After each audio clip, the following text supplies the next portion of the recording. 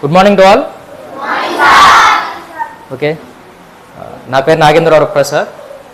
యాక్చువల్గా మాది భీమవరం అనమాట. ఓకే, నా డీటెయిల్స్ అన్ని లాస్ట్లో చెప్తాను నేను. ఫస్ట్ అందరికీ స్వతంత్ర దినోత్సవ శుభాకాంక్షలు. ఓకేనా, మీరు అంతలా షాక్ అయిపోయి చూడొద్దు. నేను మీలాగా ఒక గవర్నమెంట్ స్కూల్లో చదువుకున్న పర్సన్. ఓకేనా, నా ఏజ్ కూడా 25. సో చిన్నపిల్లవాడిని నేను. ఓకే, ఫ్రీగా ఉండండి. ఓకేనా, ఇదేమి డిబేట్ కాదు. ఓకే, ఇది ఒక ఇంటరాక్షన్ అనమాట, మీకు నాకు మధ్య ఒక ఇంటరాక్షన్. ఓకే, నా మెయిన్ ఒక కాన్సెప్ట్ ఏంటంటే ఎక్కువ నేను స్టూడెంట్స్తో ఇంటరాక్ట్ అవ్వడానికి ఇష్టపడుతూ ఉంటాను. స్కూల్ డేస్ నుంచి స్కూల్స్, కాలేజెస్, ఎందుకనేది నేను చెప్తాను.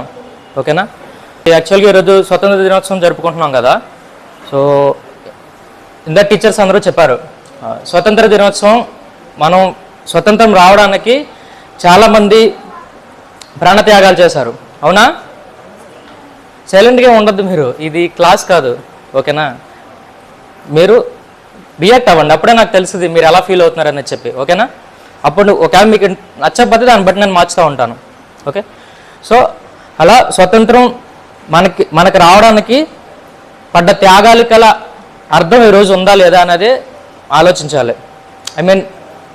ఏం చెప్తున్నానంటే ఒక స్వాతంత్రం ఒక మెయిన్ కాన్సెప్ట్ ఏంటంటే సమాజ నిర్మాణం అనమాట.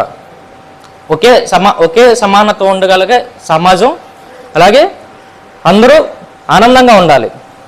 ఓకేనా, సో అలాంటి ఒక సమాజం ఈరోజు ఉందా లేదా, వాళ్ళు ఏదైతే ఒపీనియన్తో స్వతంత్రం కోసం పోరాడారో అలాంటి సమాజం ఈరోజు ఉందా లేదా అనే ప్రశ్నలకు సమాధానం ఎవరో తెలుసా? అది ఏ జనరేషన్ అయినా కూడా, అది వచ్చి పౌరులు. ఓకేనా, నేను యాక్చువల్గా తెలుగు మీడియం, సో ఎక్కువ తెలుగు పదాలు యూజ్ చేస్తూ ఉంటాను. సో పౌరులు అంటే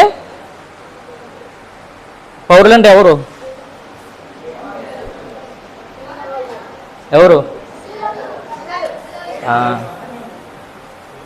ఓకే, పౌరులు అంటే మీరే, నెక్స్ట్ జనరేషన్ మనదే కదా. ఓకే, సో మెయిన్ కాన్సెప్ట్ ఏంటంటే నెక్స్ట్ జనరేషన్ మనమే కదా. సో మనం ఎలా ఉన్నాం దాన్ని బట్టే నెక్స్ట్ సొసైటీ ఎలా ఉంటుందని డిసైడ్ అవుతుంది. అర్థమైందా?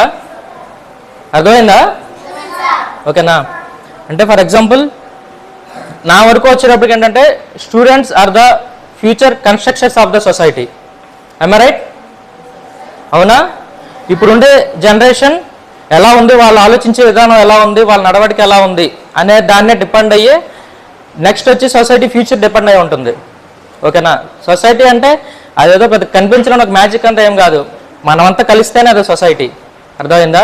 సో మీరు ఎలా ఉన్నారని దాన్ని బట్టే సొసైటీ ఎలా ఉండాలని డిసైడ్ అవుతుంది అనమాట.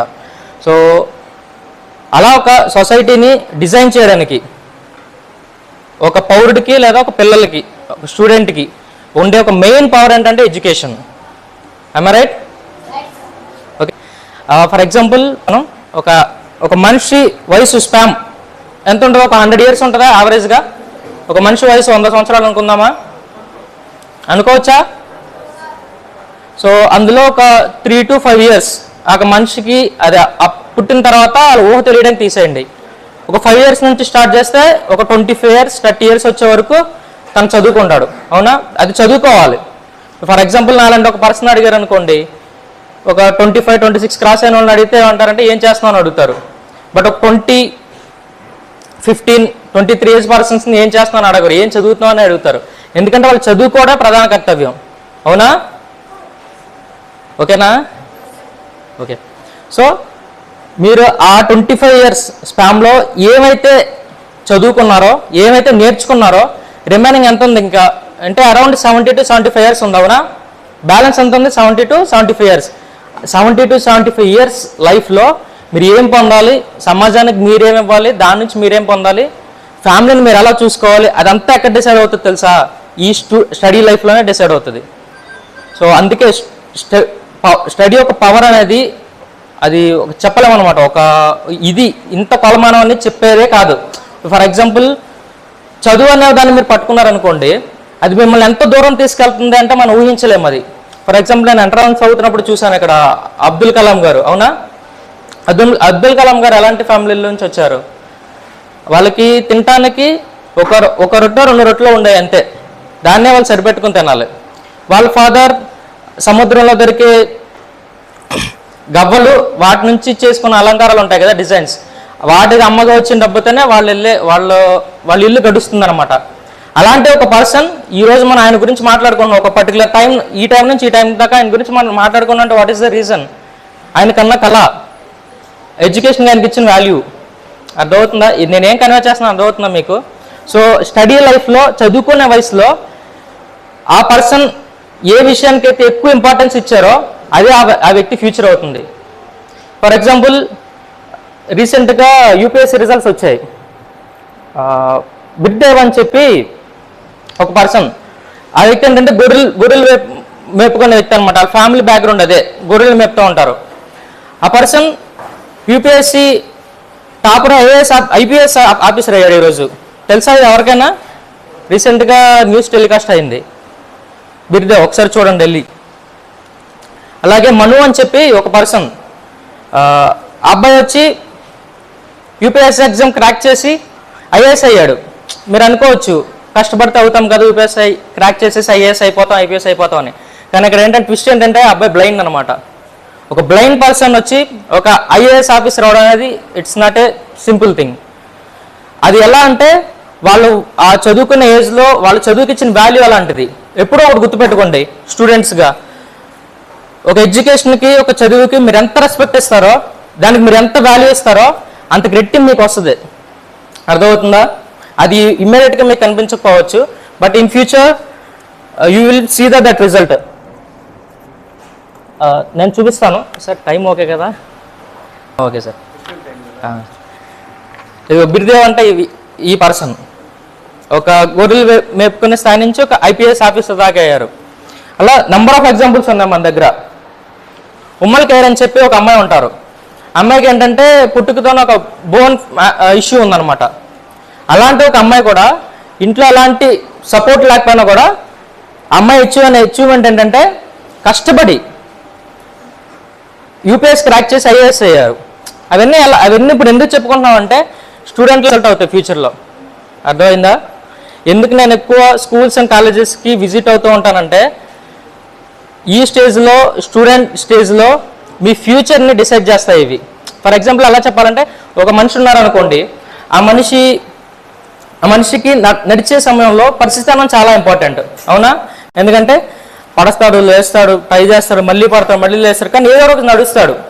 అలా తను నడవడానికి పరిస్థితి ఎలా అయితే మోస్ట్ ఇంపార్టెంటో ఒక మనిషి ఎంటైర్ లైఫ్కి ఎడ్యుకేషన్ స్టేజ్ అనేది అంత ఇంపార్టెంట్. ఓకేనా? మీరు ఇక్కడ ఏం చేసుకున్నారో, ఏమైతే మీరు నేర్చుకున్నారో అదే మీ రిఫ్లెక్షన్ అవుతుంది ఫ్యూచర్లో. ఓకే, నెక్స్ట్ వచ్చి మెయిన్గా స్టూడెంట్ లైఫ్లో ఉండాల్సింది ఏంటంటే ఒక క్లారిటీ మెయింటైన్ చేయండి. మీరు ఏం అవ్వాలనుకుంటున్నారో ఒక క్లారిటీ ఉండండి. మినిమం క్లారిటీ మెయింటైన్ చేసుకుంటూ ఒక కన్సిస్టెన్సీగా ఉండండి. ఓకేనా? అలాగే హార్డ్ వర్క్ చేయండి. ఇవన్నీ చెప్పుకోవడానికి చాలా బాగుంటాయి, కానీ అమలు చేయడం కష్టం. కానీ ఎవరైతే అమలు చేస్తారో చెప్పుకున్న దానికన్నా ఇంకా బాగుంటుంది వాళ్ళ లైఫ్. అర్థమైందా నేనేం చెప్పాను? సో కన్సిస్టెన్సీగా ఉండండి. మనకి 2015 or 16 హిందీ టెక్స్ట్ బుక్లో ఒక లెసన్ ఉంటుంది. ఐ థింక్ కాళిదాస్ గారు అనుకుంటా రాసింది. ఏంటంటే ఒక కవిత్వం ఉంటుంది 16. అందుకు నేను చదువుకున్నప్పుడు అది మా హిందీ టీచర్ చెప్పారు. సో అది నాకు పాయింట్ అలాగే గుర్తుండిపోయింది అనమాట. అది ఉన్నది ఒక రాయే, అక్కడ వాళ్ళు యూజ్ చేసేది ఒక తాడే. ఎప్పుడైనా అబ్జర్వ్ చేశారా? నుయ్యి ఎవరైనా చూసారా? నుయ్యి ఎవరి ఇంటి దగ్గర ఉందా? ఆ నుయ్యి తాడు లాగుతూ ఉంటారు కదా, ఆ ఏరియాలో చూస్తే అక్కడ ఒక లైన్ ఫామ్ అయ్యి ఉంటుంది. ఒక తాడు ఒక రాయిని ఎలా ఒక లైన్ క్రాక్ చేయగలిగింది? The main reason is consistency. ఓకేనా? మీరు ఒక గోల్ పెట్టుకున్నప్పుడు కన్సిస్టెన్సీగా దాని మీద వర్క్ చేయండి. నెక్స్ట్ వచ్చేసి మెయిన్గా స్టూడెంట్స్కి కానీ పిల్లలకి కానీ చెప్పాల్సింది ఏంటంటే చదవండి అని చెప్తారు, కానీ నా వరకు వచ్చేటప్పటికి ఎంజాయ్ చేయండి స్టూడెంట్ లైఫ్ని. ఒక్కసారి స్టూడెంట్ లైఫ్ మిస్ అయితే మళ్ళీ రాదు మీకు లైఫ్లో. ఒక టీనేజ్ ఏజ్లో ఉన్నప్పుడు వచ్చే కొన్ని ఆలోచనలు కానీ ఇవన్నీ అవి వేరు, కానీ వాటితో కంపేర్ చేస్తే ఈ స్టడీ లైఫ్లో ఈ ఏజ్లో మీకు వచ్చే థాట్స్ కానీ ఇప్పుడుండే మీ ధైర్యం కానీ అది డిఫరెంట్గా ఉంటుంది. నా వరకు చెప్పాలంటే ఒక 25, ఒక 30 వయసులో ఉన్న ఒక మనిషికి ఉండే ధైర్యం కన్నా ఒక 15 నుంచి ఒక 23, 22 ఉండే ఏజ్లో ఉండే ఒక ధైర్యం చాలా ఎన్నో రెట్లు పెద్దది. దాన్ని మనం ప్రాక్టికల్గా చెప్పలేం, కానీ బట్ ఈ లైఫ్ని ఎంజాయ్ చేయండి. చదవండి, ఆడుకోండి, అల్లరి చేయండి, మళ్ళీ మళ్ళీ రాదు ఈ స్టేజ్. ఓకేనా, నేను ఇవన్నీ మిస్ అయిపోయాను లైఫ్లో. సో నేను మరి ఇలా చెప్పచ్చో లేదో నాకు తెలీదు. ఓన్లీ చదవమని నేను చెప్పను. ఎక్కడికెళ్ళా నేను చెప్పేది ఏంటంటే చదవండి. చదువుకి ఇచ్చే మీరు ఇంపార్టెన్స్, మీకు ఏం రిజల్ట్ వస్తుందని ఇప్పటిదాకా ఇంత ఎందుకు చెప్పానంటే దానికే చెప్పాను. కానీ ఆడండి, బాగా ఆడుకోండి, అల్లరి చేయండి. ఒక స్టేజ్ దాటిన తర్వాత ఇవన్నీ మళ్ళీ రావు మీకు. ఓకేనా, సో ఇదేంటి నేను మిస్లీడ్ చేయడానికో వేరే ఎలా చెప్పడానికో కాదు. బట్ నేను ఏదైతే మిస్ అయ్యానో అది మీరు మిస్ అవ్వకూడదు. Okay, so based on time factor. But okay, నేను కంక్లూడ్ చేస్తున్నాను ఇప్పటికి. నాకు కావాల్సిన ఒక రిక్వెస్ట్ ఏంటంటే మెయిన్ లాస్ట్ ఒక పాయింట్, ఏదైనా ఒక స్కిల్ డెవలప్ చేసుకోండి. మెయిన్గా ఒక స్కిల్ డెవలప్ చేసుకోండి. అది మీ ఇంట్రెస్ట్. మీరు రైటింగా, రీడింగా, లేదంటే డ్రాయింగ్ వేస్తారా, లేదంటే స్క్రిప్ట్ రాస్తారా, లేదంటే గేమ్సా, ఏదైనా ఒకటి రెడీ చేసుకోండి మీలో. అది ఎలా ఉండాలంటే అది మీ ఇంటర్నల్ వరల్డ్ అయిపోవాలి. దానికోసం హార్డ్ వర్క్ చేయండి. బట్ ఎడ్యుకేషన్ ఎప్పుడు వదలద్దు, సబ్జెక్ట్ని ఎప్పుడు వదలద్దు. బట్ ఒక స్కిల్ని డెవలప్ చేసుకోండి. ఇప్పుడు ఫర్ ఎగ్జాంపుల్ నేను ఇలా మాట్లాడడానికి దాదాపు నాకు 2-3 years నేను కష్టపడ్డాను. నేను 7th ఎండ్లో స్టార్ట్ చేశాను, 7th క్లాస్ ఎండింగ్లో. కష్టపడుతూ అంటే నేనేదో కష్టపడేది చెప్పను. బట్ ఏంటంటే కష్టపడుతూ ఇలాంటి ఒక స్టేజ్ రావడానికి ఇప్పుడు నేను మాట్లాడిన ప్రతి మాట నేను రాసుకుందే. నైట్ షిఫ్ట్ చేసి వచ్చి ఎర్లీ మార్నింగ్ 2 o'clock వచ్చి 2 కూర్చుంటే నాకు ఈ స్క్రిప్ట్ అరౌండ్ 5:30 అయింది. 5:30కి పడుకుని పొద్దున్న. అంటే ఇదంతా నేను ఏదో మీకోసం చేసేసాను నేను చెప్పట్లా. ఒక ఇంట్రెస్ట్ మీరు పెట్టుకున్నారనుకోండి, ఒక స్కిల్ మీరు డెవలప్ చేసుకున్నారనుకోండి, లైఫ్లో ప్రతి మనిషికి సాటిస్ఫాక్షన్, అన్సాటిస్ఫాక్షన్ సెక్టార్స్ కొన్ని ఉంటాయి, స్టేజెస్ ఉంటాయి. ఫర్ ఎగ్జాంపుల్ నేను ఉన్నాను, ఒక సర్టెన్ అమౌంట్, సార్ ఒక 2 minutes అయిపోతుంది, ఒక సర్టెన్ అమౌంట్కి శాలరీకి నేను ఒక జాబ్ చేస్తున్నాను ఇప్పుడు. బట్ దాని నుంచి వచ్చే ఒక సాటిస్ఫాక్షన్ కన్నా నేను ఎలా వచ్చి స్కూల్స్, కాలేజెస్ క్లాసెస్ తీసుకుంటూ ఉంటాను, వేరే స్కూల్స్ అండ్ వేరే ఊర్లు కూడా వెళ్ళి. బట్ నేను ఎక్కడ ఏమీ తీసుకోను, నాకు నచ్చదు. కానీ ఇక్కడ శాలరీ వచ్చే జాబ్ కన్నా ఏమీ తీసుకోకుండా వచ్చి సాటిస్ఫాక్షన్ చాలా గొప్పది. ఎందుకంటే ఇది నాది, ఇది నేను బిల్డ్ చేసుకుంది. సో అలా ఒకటి మీకు ఓన్గా ఒకటి ప్రపంచం మీకు క్రియేట్ చేసుకోండి. స్కిల్ అనేది మీకు ఉపయోగపడాలి, మీకు సాటిస్ఫాక్షన్ ఇవ్వాలి. అలాగే నేను జాబ్ నేను తక్కువ చేసే మాట్లాడను, జాబ్ ప్రతి మనిషికి ఇంపార్టెంట్. దాంతోపాటు ఒక స్కిల్ డెవలప్ చేసుకోండి. ఎందుకంటే మళ్ళీ చెప్తున్నాను, స్టూడెంట్ లైఫ్ అనేది మీ ఎంటైర్ లైఫ్ ఎలా ఉండాలని డిజైన్ చేసే ఒక ఫ్యాక్టర్ అనమాట. మీరు ఎలా ఉండాలని ఇక్కడి నుంచే డిజైన్ చేసుకుంటారు. ఇలాంటి విషయాలన్నీ చాలా పెద్దగా కనబడతాయి. ఇక్కడ నుంచి మాట్లాడితే వేరు, మీరు అటు నుంచి కూర్చొని చూస్తే వేరేలాగా కనబడుతుంది అనమాట. సో వీటికంతా కన్ఫ్యూజన్ అవ్వద్దు. నేను దీని గురించి గంటలు ఆలోచించమని కూడా నేను చెప్పను.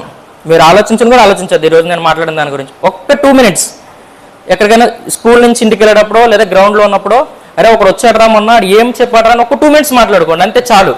నేను డైలీ ఆలోచించమని కూడా నేను చెప్పను. ఒక్క చిన్న మార్పు చాలా పెద్ద ఇంపాక్ట్ చూపిస్తుంది ఈ వయసులో. So okay, due to time factor I close now and thanks to one and all. Thank you.